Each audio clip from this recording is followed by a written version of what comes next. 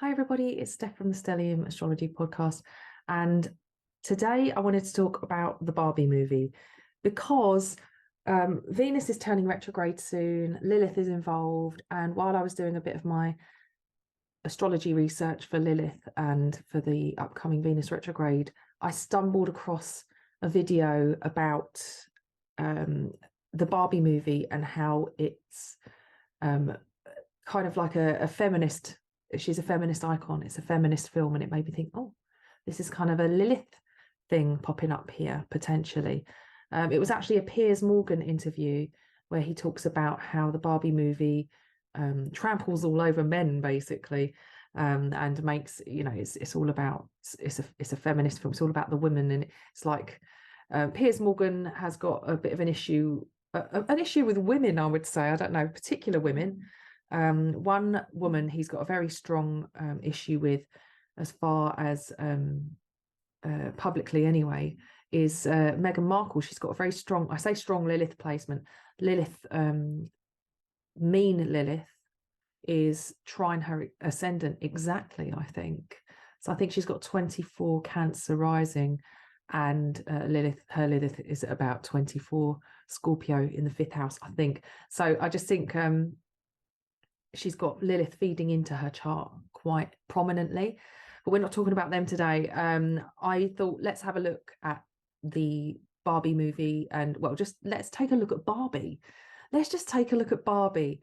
As a young girl, I had some Barbies of my own, and I had a few. I had some Cindy's as well. I liked Cindy. I was more of a fan of Cindy, but I've got planets in Aquarius, so I'm always got to be different, haven't I? So yeah, basically, I just cast this chart. This was the debut of Barbie. Now, let me just tell you before I go into it. So Barbie was founded, this is what I found online. Barbie was founded in 1959 by Ruth Handler, a mother and visionary entrepreneur whose inspiration for Barbie came from watching her daughter project her dreams and aspirations onto paper dolls.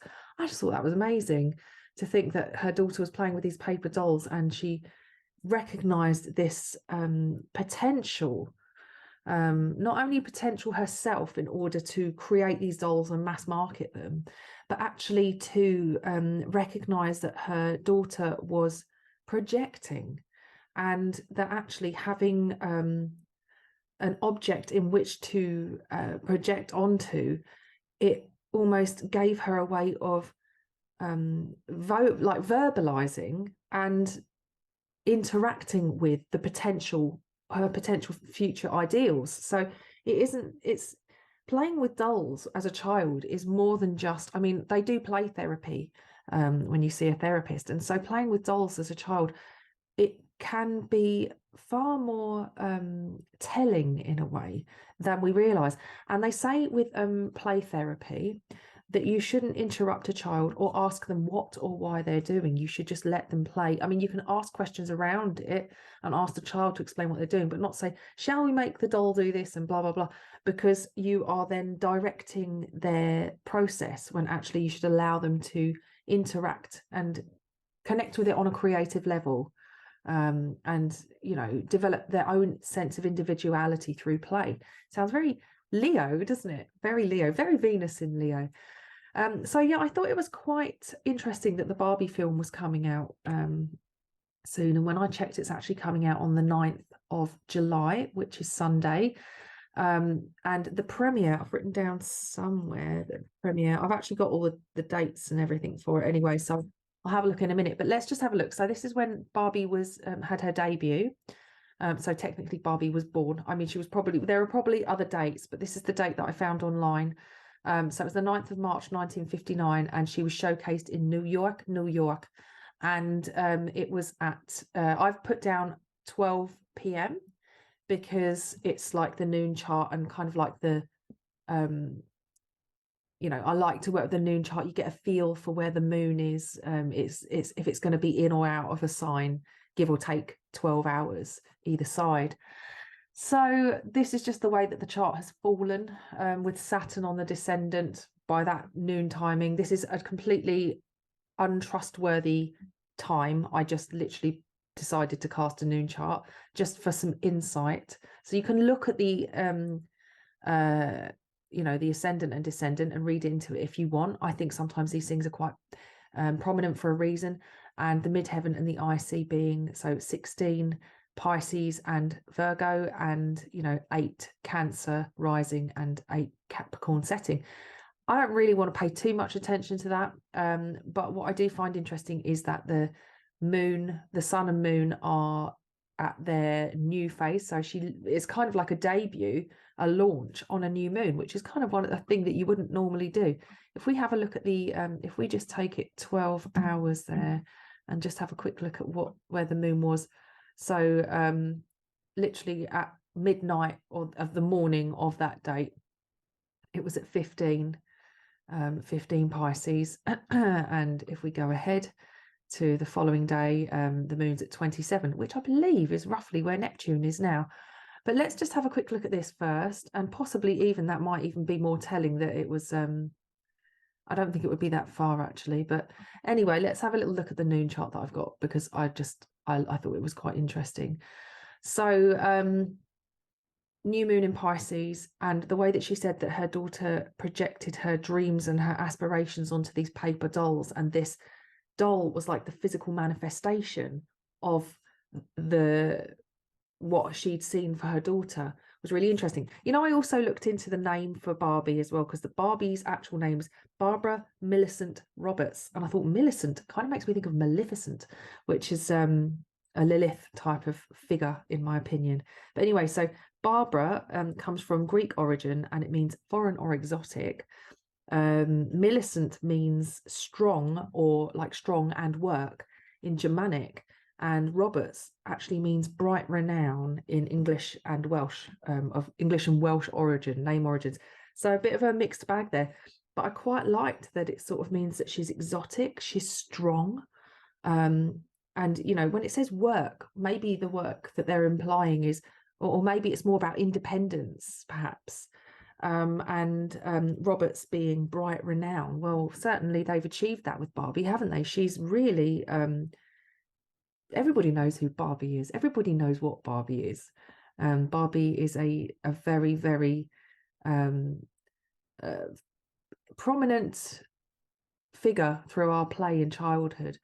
Even if you weren't somebody who played with Barbies, the existence of the doll is undeniable. Like, everybody knows of it, and it's inspired many other similar types of things. Like, now I know that there's loads of, oh gosh, there's so many toys that have kind of been inspired by these strong female role models, and one of them, I can't even think of what they are now.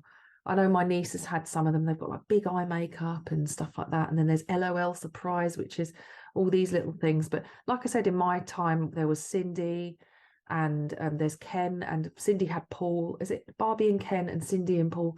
But like, they're all these kind of like replicas. And then you've got Action Man, and I had an Action Man as well, with a dog that barked. You press the button on the collar, which obviously they went down that route for boys as well. So there's like Action Man and G.I. Joe and all those kind of little figures that children could play with, and they could identify with these kind of ideals. And I mean, let's be honest, the way that Barbie looks, the way that G.I. Joe or Action Man look, is very specific.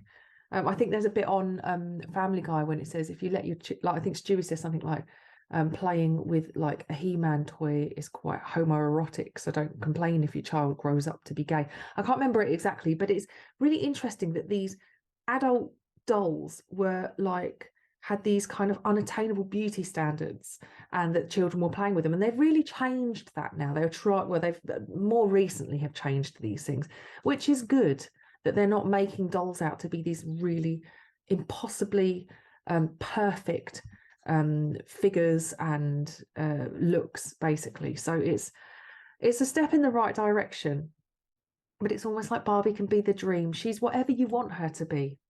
That's what I see when I see that sort of that new moon in Pisces. There's a it's really tapping in to the unconscious or subconscious desires and aspirations of every child who picks up a doll and decides to play a game and say, I'm Barbie and this is who I am. You know, it's interesting that that role is so connected on a psychological and a deep level, but not just for families, for individuals, or for the collective. It's like for the collective, not the collective subconscious or the collective unconscious, but it's like it's a doll that represents us on an individual level, but a humanity as a whole at the same time. You know, and there are women out there who've had surgery to become Barbie. You know, I think even Katie Price in the UK, who I saw recently on an interview, I did a show on her about, I'll have to connect the show that I did with Katie Price, Can You Hear Astrology? And it was about her releasing a record.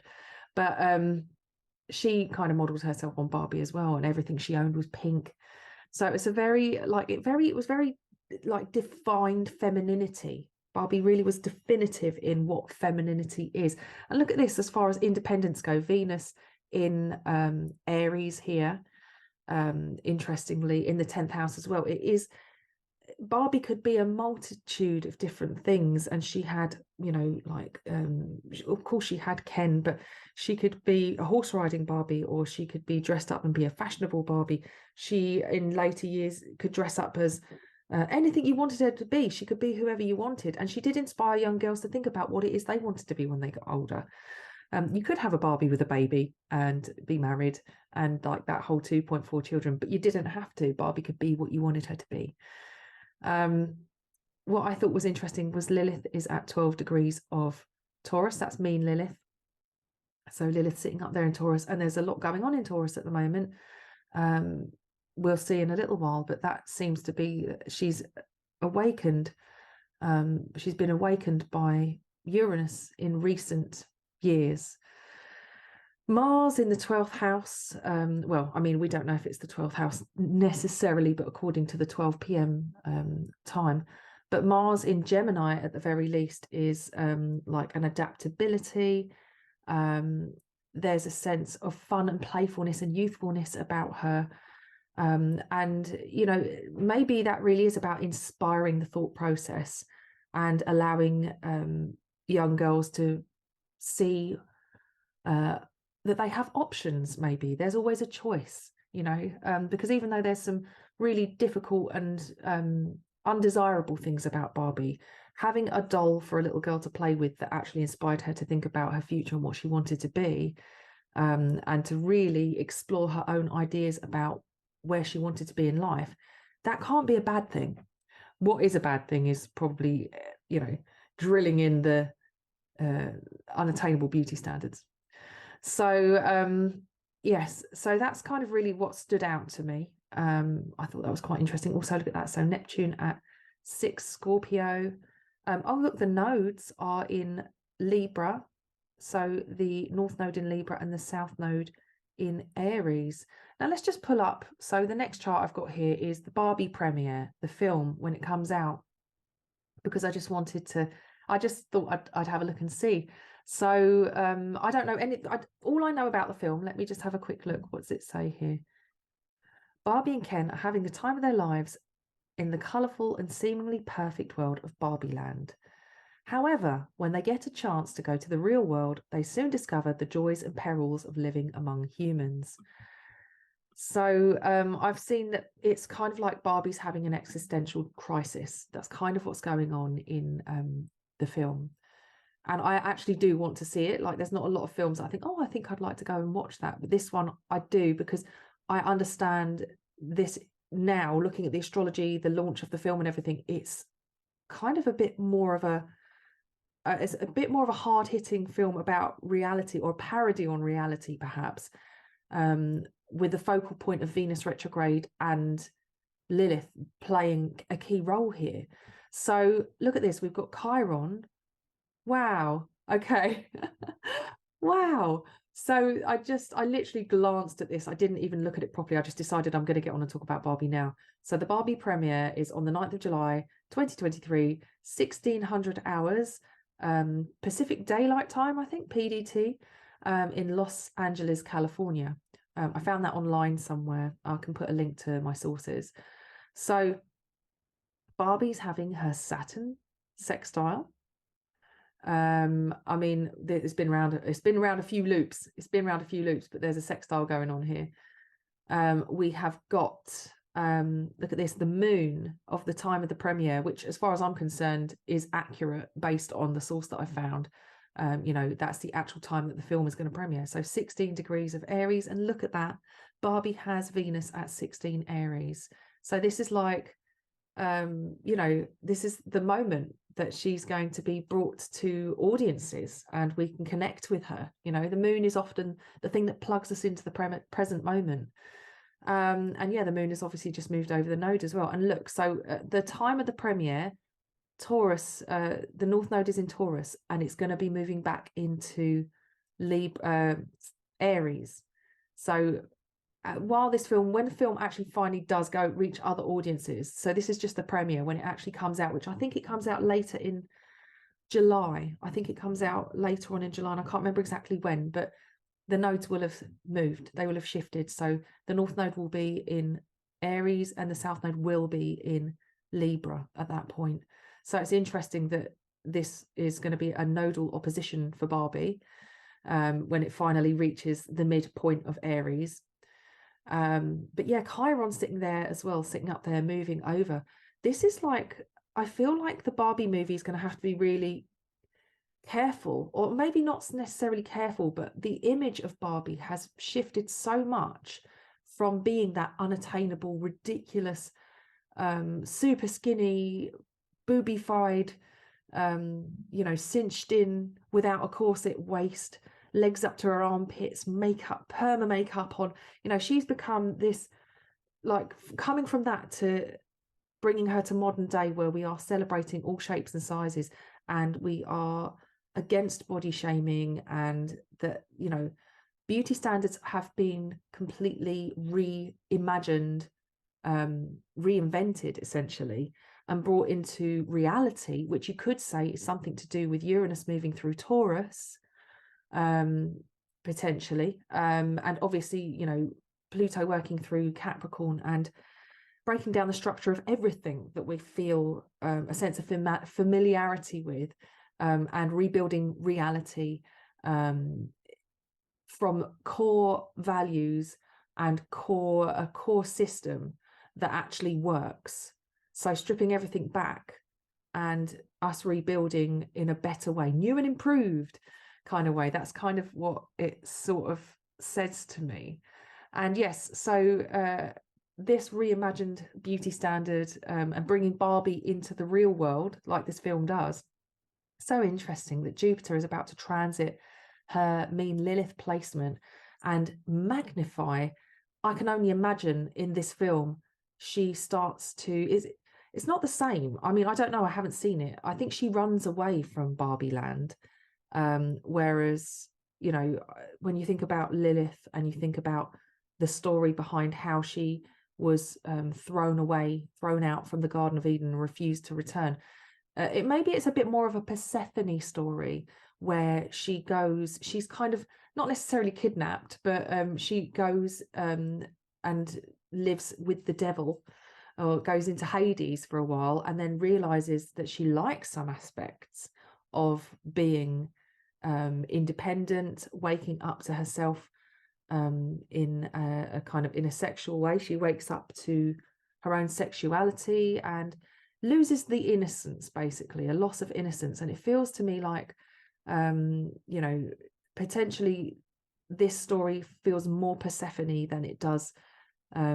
Lilith in that respect. But there's something about her being a feminist icon, and there's something about her being completely real, and something about her deciding that she's not going to do things how they are in Barbie land. She might run away, she might still have that innocent head on her shoulders and that polished kind of beautiful, yay, I'm just Barbie, you know, like there's not much going on in here. But yeah, she's obviously waking up to different ideas and feeling a little bit, I swear I saw a clip when she's talking to her friends and she says, do you ever feel like you're just so sad and life is so pathetic and you just can't carry on anymore? And they'll go, no. And it's almost like it reminds me of like when you confess to somebody that you feel depressed, which I've done in the past, and you say, do you ever get that feeling when you just feel like you just like life, you just can't carry on with life, it just it just feels like you just can't anymore. It's too much of a grind. And people go, no, I've never had that feeling. And it's like you feel completely vulnerable and exposed. It's an interesting awakening for Barbie. And though it's a joke, it's a tongue-in-cheek film, it's for children, it's for adults, it's a kind of a family movie. There's something really not sinister and dark behind it, but something very real. And I think that the chart really shows that. I think that the chart really shows this is a glimpse into almost the unattainable, like unrealistic world that we're portrayed through fantasy, which comes to us through social media. The amount of people that are having like, you know, non-invasive and invasive surgeries to, you know, kind of become this beauty standard that they have in their head, this kind of dysmorphia that people are having about like their bodies and, you know, what they should and shouldn't look like. And I'm not saying Barbie's completely responsible for it, but there's something about fantasy. And here we are. Let's talk about it. So when I looked at the 12 hours ahead chart, the moon was actually at 27 Neptune. But actually, you know, for the noon chart, we're looking, we're just looking at the sort of midday position of the planets. But yes, we've got for the premiere and for basically current time, Neptune is at 27 of Pisces. So there is this kind of reflecting this kind of glamour. And, you know, there's the beautiful side of glamour and there's the dark side that's kind of cloaked under this illusion. It kind of makes me think of Marilyn Monroe, who's got, I think she's got Neptune in Leo in her first house. And I can't remember where her Lilith is. Is it in the first house as well? I think it might be. Oh gosh, I'm not really sure. Bear with me. So yeah, I wasn't going to put Marilyn Monroe in here, but she's come up in conversation. So Marilyn Monroe, look at that. She's got Venus in Aries up here. Her chart's on top. And she's got, like I said, so there's her ascendant Leo. And she's got Neptune at 22 Leo. And she's got Lilith at 29. So it's interesting because this Venus retrograde is really feeding into Marilyn Monroe's chart as well, because Venus is going to go retrograde at 28 and it's going to go back to 12. So it's really interesting. But there we go. There's Marilyn Monroe, and she is also somebody who was idealized and worshipped, and she was and even to this day considered one of the most beautiful women ever, and just this like exude this like femininity and sexuality that you know, to this day people still worship. And she's stunning and beautiful and real in her, you know, the way that she looked. Her body shape was like a real woman, you know, like it wasn't like you know, bones and nothing much else. Like she really had a very womanly figure. And look at that also, you know, we've got the like the Taurus stuff up here as well, which is being her Chiron's got the North Node moving over it as we speak. Like there's loads of really interesting correspondences here, but I'm not talking about Marilyn Monroe. What I wanted to say was that underneath this surface of all this glamour, she had a drink problem, a drug problem, and she was depressed, and I think she may have experienced like manic episodes as well. She, through her addictions, became very inconsistent with her work. She would infuriate the people that worked with her. So she had a bit of the Lilith naughty horse energy going on, Lilith in her first, and I know some of you watching do as well. And you can really relate to that, the Lilith essence. She's very strong. She's a very strong essence. Anyway, so yes, let's have a look. So the Barbie Premiere. So the Venus is going to go retrograde on the Mars of the Barbie Premiere, which is interesting as well. But yeah, I just wanted to look at this because I just thought it'd be really interesting. But actually what I'm more interested in, well, is part of the conversation, is looking at the other charts that I wanted to look at. So now I've got Margot Robbie, or Margot Robbie, however you say it. Her chart is an A rating, so we can trust it. So let's put Margot in the at the bottom of all the charts. So she's in the middle at the moment. So there's her chart. So here's Barbie, the woman that's playing Barbie. And she's got an interesting seesaw. So she's got Mercury, the Sun, Chiron, and Jupiter all in Cancer. You can say that that's a nice little Cancer stellium, and also Cancer rising. And then opposite that, you've got her Saturn, Neptune, and Uranus, which is a generational combination, which occurred in the 90s, late 80s and 90s, when Saturn was moving through Capricorn at the same time that Uranus and Neptune were coming together. An area of fascination for me. I won't go into it right now. But yes, I thought interesting to look at Margot Robbie. Look at that. She's got Mars in Aries. So let's have a look at which charts have I got. So I've got the Barbie Premiere. So that's what I wanted to look at. But let's just quickly put Barbie on the top as well, just to see. Wow, so look at that. So Margot Robbie's midheaven is at 9 degrees of Taurus. And then we've got Jupiter just about to move over her midheaven. And that is the Barbie Premiere. So on the Barbie Premiere, we're going to see her so Barbie's being brought into reality by Margot Robbie, who is almost too perfect to be true. Like, if somebody was going to play Barbie, she was probably like the perfect person to do it. But actually there's something about bringing blowing reality and the possibilities out of proportion, bringing Barbie to life. And there you go, Barbie's Lilith is there. So I feel like through watching Margot Robbie in the film, we're going to get a sense of she's going to be channeling Barbie's Lilith in some way. So maybe when she's having this existential crisis, you know, like most of us, this is probably like a metaphor, symbolic of many of us, particularly around the Saturn return, for example, when we realize we've been living a lie. Living a life that is just totally out of sync with what really is our purpose on this planet.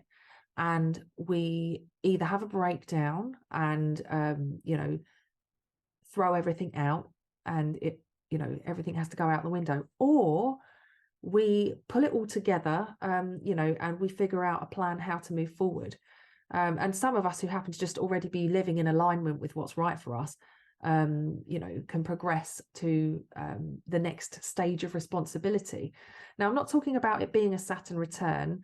Margot Robbie is now 33, so she is past her Saturn return point.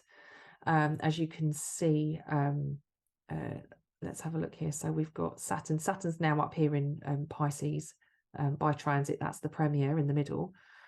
But actually, what's interesting is, look, Barbie's got Saturn in Capricorn, Margot Robbie's got Saturn in Capricorn.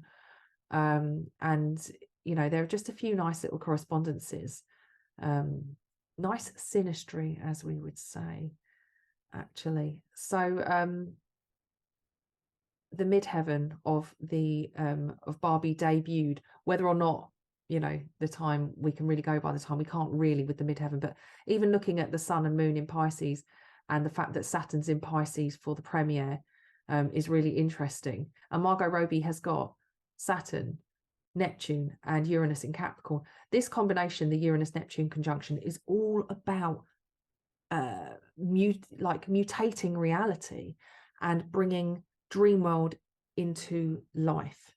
So Capricorn being the most realistic reality sign of them all, in a sense, because you've got Saturn, which is kind of like the master of reality, with all its, you know, its pleasures, but all its, you know, sobering darkness and difficulty as well. What we have here, this combination, really is about bending the rules of reality in order to bring something that's already part of our reality, that's already been brought into reality once, from the paper dolls into the cinema, well, into the plastic doll that we hold in our hand, but then to take that plastic doll and give her new life on the screen. It's what's the word when you are I can't remember the word, but essentially it's like giving her a legacy, lifelong legacy. I mean, she's already got the legacy, but giving her a new life, basically. Barbie's being given a new life. Look at the Sun on Margot Robbie's Chiron. I'm wondering, when I saw this, I thought, I wonder if this film and playing this role highlights some issues that Margot Robbie's had to deal with herself. whether it's that the industry that she works in expects her to conform to a certain beauty standard, which most of us are trying to break down the stigma attached to being anything but super waif. I think with Margot Robbie, maybe this touches on her own personal battles with image. You know, like whether or not, I mean, I don't know much about her, I haven't done great research into her, but a sense of kind of tuning into her own personal healing journey. And if we look at the when this was when Barbie was debuted, so the sun was at 18, there's no real qualms about whether or not the sun was at a different degree, because it literally moves a degree a day. So it being at 18 Pisces is pretty much spot on. And there we go, it's feeding into not only just her stellium really, but actually feeding into Margot Robbie's Chiron quite well, and also the Jupiter, her Jupiter placement. And then we've got in there as well, at 15 Scorpio, she has Pluto sitting there too. So she is the son of the Barbie debut. So Barbie's birthday essentially feeds into Margot Robbie's chart really, really well, actually. So it's amazing that she sort of fits in. So she's not only going to be carrying her own personal wounds, and maybe we'll see more of her personality and her own issues with her life showcased in this film than perhaps she would normally want us to be aware of. But actually, you know, perhaps this is a collective issue that has to be dealt with as well. So perhaps it's actually showing us how ridiculous this dream world really is that we live in, with social media and these, like I said, unattainable beauty standards. I mean, I could go on, you know what I'm like. I could go on, I really could. She's got the South Node on her moon at the moment, Margot Robbie. I feel like it's interesting that the sun is close to her Jupiter placement, and then we've got Jupiter transiting Jupiter at the time of the premiere on her midheaven. They're definitely, I think maybe this is going to propel her. I mean, if not having already been a megastar, like she's going to be super propelled into megastardom now. But I feel like as Jupiter is the traditional ruler of Pisces and obviously modern Sagittarius, it does feel like there's a sense of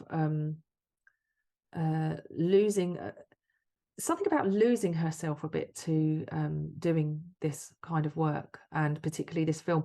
Hopefully she won't be typecasted, but some people do get typecasted, and this could be the one that does it. She could always be known as Barbie instead of anything else, and then that's it for the rest of her career, which would probably be quite horrible for somebody who you know, has you know,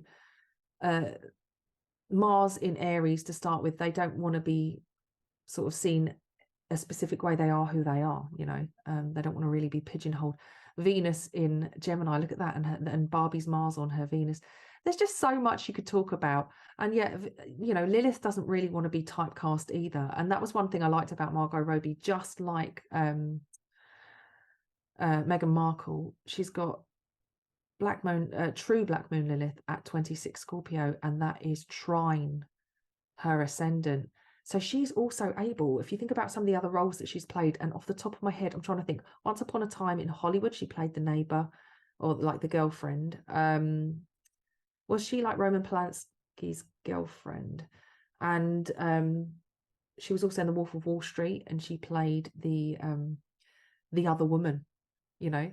And I feel like maybe she's performing, we're seeing a different version of Lilith through each of her performances as well. So I think it's just an interesting observation, something I wanted to explore. And while we're here, look at Ryan Gosling as well. Wow.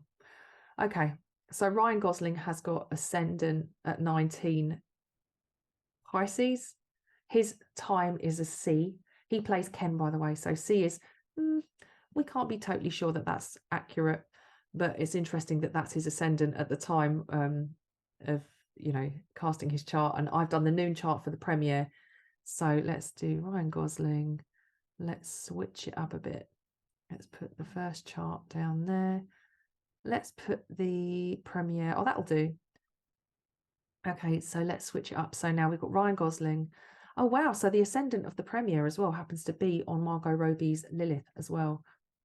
And Ryan Gosling, look, he's got Sun and Uranus on the ascendant. Now, this might be what disturbed Piers Morgan somewhat, because I think he saw that men were made to look second-class citizens in this film. I don't know. He had a bit of beef with it, and I wonder if really what Piers Morgan's got is a bit of a patriarchal relationship with Lilith. Maybe he's not keen on that kind of strong, independent type of woman, and doesn't like to see men played down in things. Now, look, Ryan Gosling's got moon at 16 Capricorn. Let's pull up. Where's Margot? Where's Margot? There we go. Let's swap 3 for 4. What was it? Oh, so the Sun on the Premiere and Margot Robbie's Chiron were at 17, and Ryan Gosling has his moon at 16 Capricorn opposite the Sun and the Chiron. So that's interesting, isn't it? Because it feels like there does have to be this kind of look at kind of like Cancer really kind of epitomizes something that could be held as a patriotic symbol of, you know, something that you can identify with. And seeing she was launched in America, in New York, Barbie was like the all-American ideal kind of a female. And maybe with his moon in Capricorn opposite the Premier's Sun, and also Margot Robbie's Chiron, maybe there's a sense of having to look at the tradition and break it down. Yeah, it's just interesting, isn't it? So he's got a lot of Saggy stuff. Well, he's got his Mars and his Neptune in Sag, which is quite dreamy. If anybody could play Ken, I think he could with that combination. And look, the Sun Uranus as well. That's quite a couple of interesting conjunctions. Then look at this. He's got all of that stuff going on there. So he's got Jupiter, Saturn, Venus, Pluto, and Lilith all in Libra, and then out of sign, but it's wide actually. I was going to say Mercury in Scorpio as well, but it's kind of wide. But he's got the South Node on his Mercury, which is interesting. And oh wow, look, he's got at 15 Taurus, he has Chiron, and so he will have had Uranus moving over that, and Jupiter to soon move over too, which means it's close to Margot Robbie's MC.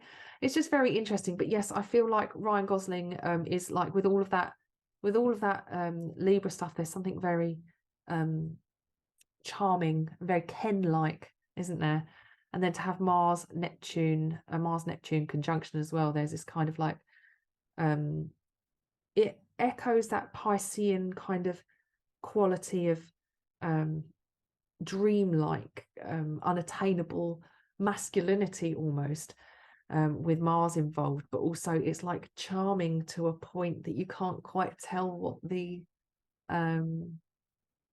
agenda is really. Not that I think that he's got an agenda in anything or in this, but I think that with a Mars Neptune conjunction, there's a charm like that is inescapably intoxicating. And yeah, all of this. So Pluto, Venus, Pluto, Saturn, and Jupiter, that combination in Libra as well is again quite charming. There's something very, very appealing. When you meet somebody who's got Venus Pluto contact, there's something very intriguing. So yeah, I think he's got the role for a reason. And I just thought it'd be interesting to just look at his as well and see that he's got where are we? Lilith at 24 Libra. So yeah, it's not quite like feeding in to like Margot Robbie's or into, it's Venus ruled, which is the same as the Lilith placement for the Barbie, for the actual Barbie. Where is it? For Barbie's birth. Barbie's birth. So where are we? Where is she? So her Lilith is in Taurus, the birth of Barbie. But yeah, it's just another Venus ruled Lilith, so another strong like feminine flavor. that probably has to deal with battling the feminine archetype and the kind of expectations placed on femininity, or the female, the idea of what is feminine, and female role models, particularly by modern standards or patriarchal standards. Anyway, I should probably look at Lilith again at some point.